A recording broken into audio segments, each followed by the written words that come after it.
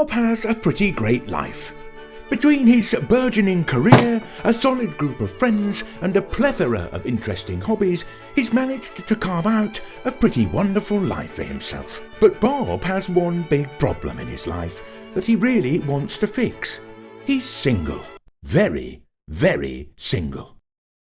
So Bob's decided it's time to get out there and get a girlfriend. Maybe even meet the love of his life. How? Through the magic of dating apps, specifically Tinder. What's the worst that can happen? After downloading Tinder, Bob spends many hours meticulously crafting his perfect profile. A group photo to show he has friends, a picture with a puppy to show off his sensitive side, and a picture of him riding a motorbike to show he's a badass. Truly the perfect profile. As Bob starts swiping, he starts to feel like a kid in a candy store, with a seemingly endless supply of beautiful women appearing before his eyes. He swipes right, and then swipes right again, and again, dopamine flooding his brain in anticipation of all the action he's going to get. He fully embraces this new age reductive approach to dating, where looks are all that really matters when picking a partner. Everything else is secondary to appearance. And after days of selectively swiping right, Bob decides it's time to sit back and wait for the matches to start rolling in. Each time his phone buzzes with any notification, he expects it to be a match. But as time goes by, just like Bob's ex-girlfriend, the matches don't seem to be coming. And bit by bit, the realization starts to set in. He's barely getting any matches. So what's going on? Well, unfortunately for Bob, he simply doesn't understand how Tinder works, also known as Tindernomics.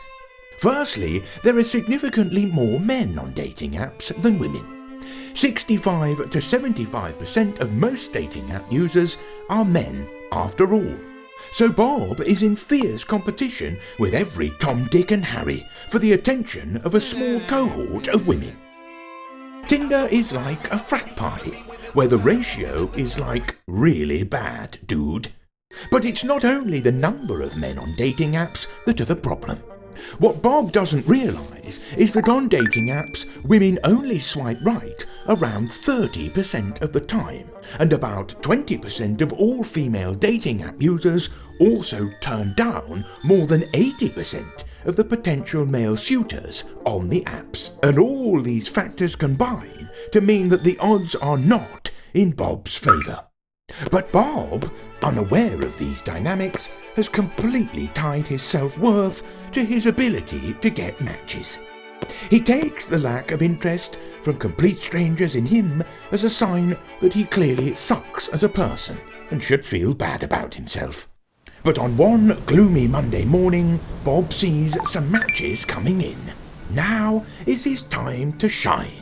Under the guidance of the infinite wisdom, Bob decides to resort to proven pickup tactics. He uses his original pickup lines, like asking if it hurt to fall from heaven, or about how he might go about rearranging the alphabet to put you and I together. Tinder has allowed Bob to reduce his interactions with women to a game where he believes if he says the right thing or uses the perfect pickup line, the girl will fall for him. And the few matches Bob gets are all with girls he has little in common with. Turns out when you're randomly swiping right on everyone and anyone, it's pretty difficult to find someone with which you have shared interests. Who knew? With Bob's fledgling escapades into Tinder on the verge of ruin and reaching new heights of desperation, he decides it's time to take drastic action. No, not that. He figures that dating in the new world isn't about meeting a quality girl who he has chemistry with, it's actually about quantity, so all he needs to do is swipe more. So Bob whips out his credit card and buys more swipes in the hope he's able to whip something else out more often in the future. Not only is he wasting his time, he's wasting his money too. Since Tinder has managed to put a shot at falling in love behind a paywall. He treats dating like a pay-to-win video game. You can think of your dollars like V-Bucks, except in this case the V stands for something different than it does in Fortnite. With online dating proving to be particularly unfruitful for Bob, he decides that the modern dating world just isn't for him. So it's time to retreat from it and give up on the silly notion of trying to find love. He instead opts to fill the void in his life with video games, pornography and other similar vices, since they deliver just enough status and reproductive cues to his brain to negate the need to go out and find a girl. I mean, who needs a partner anyway? Sure, studies have shown that people who are married live longer than their single counterparts and tend to be happier overall, but those people have obviously never felt the joy of staying up all night by yourself watching old SpongeBob SquarePants episodes. That's really living. In a dating market which is dominated by dating apps, it's incredibly important to understand how these apps really work. Dating apps fundamentally paint a distorted picture of what the real dating world is like. For the ordinary man like Bob, Tinder makes it seem like the odds are stacked against you. But this is not reflective of the other ways that people meet and date today. It's easy to retreat into a safe space of video games, pornography and/or substance abuse, and to swear off dating altogether, embracing vices, protecting us from the pain of rejection, a pain which is exponentially amplified by dating apps. But this is a mistake. This is the first step on a path to abject misery. Sure, there are some people for whom a lifetime of being single works for, people who are better off by themselves, but that is certainly a minority of people.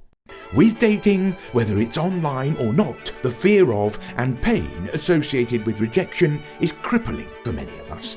But ask yourself, is the short-term sting of rejection worse than the long-term torment of loneliness, of never meeting someone to share your life with? I think we all know the answer to that. But whatever you want in life, just make sure you don't end up like Bob, where the most important relationship in your life is with your favourite porn star and your right hand.